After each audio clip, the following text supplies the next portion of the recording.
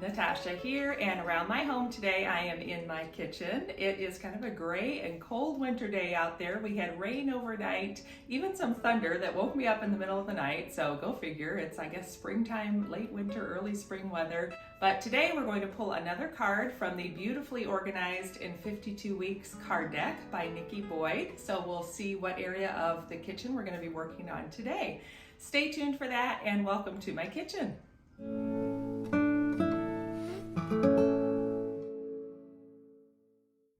Welcome back, or welcome if you are new. On Fridays, I have been sharing a new series with you this year, and I am pulling a card each week from this deck from Nikki Boyd called Beautifully Organized in 52 Weeks.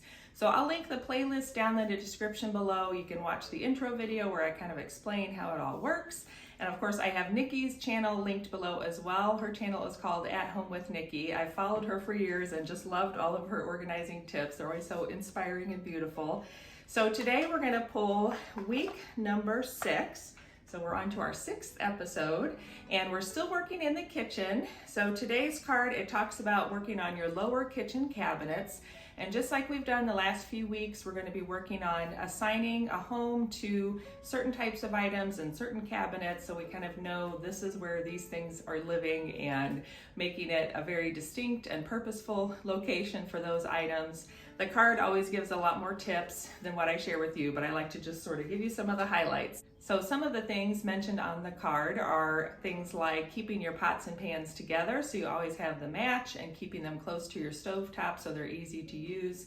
Your lower cabinets can also be where you store appliances. Last week I mentioned that my pantry is where I store most of my appliances. So my lower cabinets, I have even fewer of those than I have of the upper cabinets. So I have those pretty distinctly labeled in my mind about what goes in each cabinet. So I'm going to take you through each one. I will sort of keep my eye out for things to declutter along the way. But as I mentioned, I've been working hard on keeping my kitchen decluttered over the last several years, and so I feel like it's in pretty good shape. So we're just going to kind of take a peek at what I've stored in each of my cabinets. Maybe that'll give you some ideas on different ways you can store things in your lower kitchen cabinets.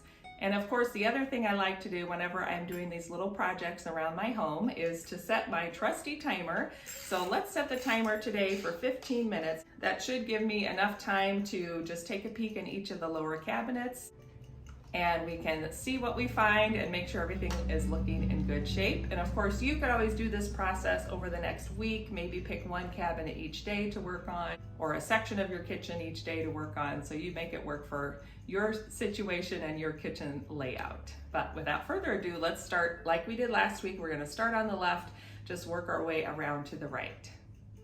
This is the very first cabinet on the left-hand side of my back wall of my kitchen, and you can see the pantry door is right there. So in this cabinet I keep, and I'm going to do my best to show you, on the top shelf in the back I keep some of my silicone baking mats. They just stay rolled up and tucked on the left-hand side. The little stack has some very small baking pans, my silicone muffin tins, and then my wire cooling racks, which I don't use those as often, so that's why they're kind of layered up there. Then on the bottom, I have several cutting boards towards the left. The middle houses all my other baking pans and baking sheets, and I do have one large cutting board there. And then this is my dish drainer rack. And I like this one because it folds up and folds flat, but I can also open it up like this, and then I keep it in my, either on the side of my kitchen sink when I'm doing dishes, or sometimes I put it down in the sink, and it works well that way too. And then I use the other half of the sink for a wash tub to do my dishes in. And I would like to keep it under the kitchen sink, but there's just not room because of all the pipes. So this is an easy place to store it, and I can always grab it from here, and it works pretty well. And using the container method that a lot of the organizing gurus talk about, this is a fairly full cabinet, but everything that's in here, I know what the purpose is. Some things I use more often than others, but I like what I have. I feel like what I have is what I need throughout the year. If this was ever overflowing or was difficult to use, then that would be the cue to me that it was time to go through and declutter and reorganize it a little bit. But at this point, I'm not buying new things or bringing new things into this cabinet because I know that I have everything I need there. So that is the first cabinet to the left of the stove. Cabinet number 2 to the right is the place that I keep all of my pans, pots and pans, and lids. So except for a few baking dishes, these are all of our everyday pots and pans. And the only thing that you can't see is back behind them is my big soup pot, and that I don't use as often, so that's kind of tucked in the back. When I need that, then I'll just pull the rack out to the front a little bit, and then I can lift it up and out. So I have some smaller saucepans on the top, and that one silver one is like a steamer rack that fits in the middle. There's the lid. I have a very small cast iron skillet, like the size for 1 or 2 eggs. So that's something fun to use sometimes when I just want to cook up a small egg. And then I keep my lids here and my skillets down below. And again, this is everything I need. It's full, but it isn't overflowing, and it works. And I don't ever buy new pots and pans because what I have is working. If I was ever to the point where these were in bad shape, then I would know this is the amount of space I have to store them. But they're right next to the stovetop, so they're easy to grab whenever I need to cook. Cabinet number 3 is the corner cabinet. And this one has the type of door that swings out of the way. I think these are called piano hinges, maybe, that fold back like that. And it has a Lazy Susan 2 shelves. So the top one is where I keep my toaster and some of my smaller baking dishes and baking pans and cake pans. I have a few Corningware pieces that stay there, and then this is the one other skillet that I have, and it's a really large skillet. It doesn't fit in the other cabinet. And then on top of that is my big cast iron skillet, the lid, and then my bundt pan. So that's kind of my own little baking corner right there. Then the bottom has some of my other baking supplies. I have a 3-some set of colanders, and I got these at Costco because I liked the look of them and I thought they were pretty. And I decluttered one bigger one that I had that was stainless steel. And about 2 weeks in, I regretted it because these pretty white enameled ones started rusting. And I realized I don't need 3 sizes. The one big one was enough, and the other one was stainless steel, so it never rusted. So at some point I may switch back if I find a good stainless steel one that I like. But I thought it would be fun to have the different sizes and have a small one for berries and whatnot. But I ended up not really using it as much as I thought. But for now, it's fine, and I have a space to store them, so I'm just keeping those there. Then this is my salad spinner, some of my cake pans and pie pans. I have a little one that my daughter likes to use sometimes. It's a little springform pan, and I have a few larger springform pans there. And then these are my sheet cake pans, my 9x13 pans. That was our timer. This is my 9x13 pan, and then some of my square pans for brownies and things.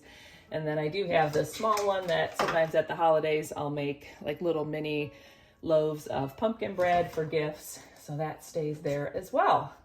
And that's everything in that cabinet.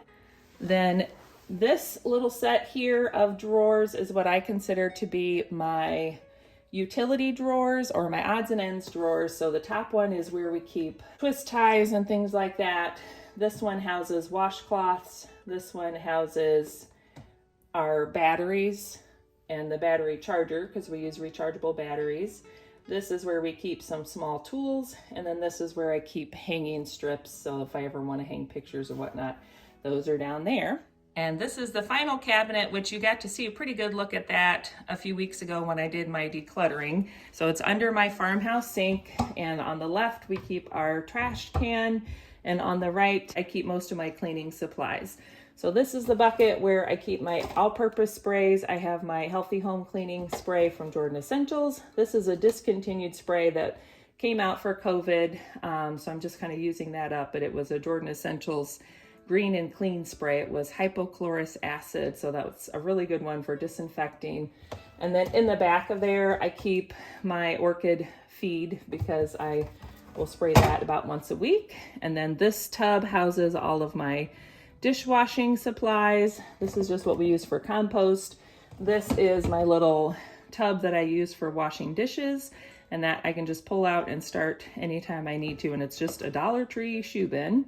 And then behind that, there's one bin that has extra cleaning supplies like some of my extra scrubbies and stuff. And then in the very back, I put a little shelf for the ant spray, wasp spray, that kind of thing, just to keep that tucked back away, but we can still get it when we need it. And then I have a command hook here, and I just have my cleaning gloves hanging there. And I just got these from Grove. I'll put my Grove link down below, but I'm really happy with these. I was always just getting the really cheap ones from either the dollar store or the grocery store, and they just don't hold up as well. And I like that these already came with a little loop, so it's easy to hang them. I always just used a binder clip before, which worked too, but I'm really happy with how heavy duty those are. And I think they're going to last a long time. So that is my final kitchen cabinet. So there we have it. That was your week 6 of the Beautifully Organized in 52 Weeks card deck. And I'll tuck week 6's card to the back, and that way we'll be ready for next week. And I hope that gave you a chance just to look a little more closely at your lower kitchen cabinets and think about the purpose and the things you're storing there. Maybe declutter a few things if you found them. And other than that, just feeling a little more organized in your kitchen space overall. So thanks for joining me. Don't forget to check out the links and the playlists in the description down below. Have a good one, and I'll see you again soon. Bye.